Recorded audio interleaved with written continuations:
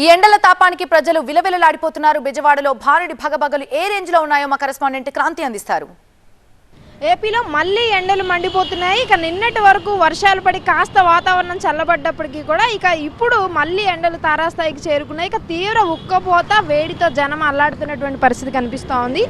AP వ్యాప్తంగా చాలా చోట్ల తీవ్ర ఉష్ణోగ్రతలు నమోదవుతున్నటువంటి పరిస్థితి కనిపిస్తోంది. ఇక మరో 3 రోజుల పాటు సాధారణం కంటే కూడా అత్యధిక ఉష్ణోగ్రతలు నమోదయ్యేటువంటి అవకాశం ఉందని చెప్పి వాతావరణ శాఖ ఇప్పటికే హెచ్చరికలు జారీ చేసింది. ఇక ఇటు విజయవాడలో సైతం నిన్నటి నుంచి వేడి ఉక్కపోతతో జనం అల్లాడుతున్నటువంటి పరిస్థితి కనిపిస్తోంది.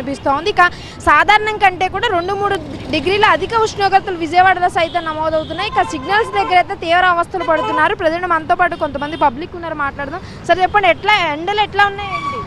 ఎండలు దాదాపుగా వర్షాలు పడిన తర్వాత ఆగిపోయిన తర్వాత ఎండలు బాగా పెరిగిపోయినాయి.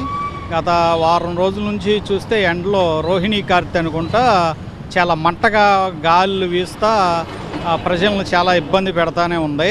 అయితే ఇట్లా సింగిల్ దగ్గర ఆగినప్పుడు మరి ఎటువంటి సేఫ్టీ లేకుండా ఆగటం వల్ల చాలాసేపు ఆగి ఉండటం వల్ల ప్రజలు చాలా ఇబ్బంది పడతా ఉంటారు. బాగున్నాయండి. 40, 42, 43 దాకా ఉన్నాయి.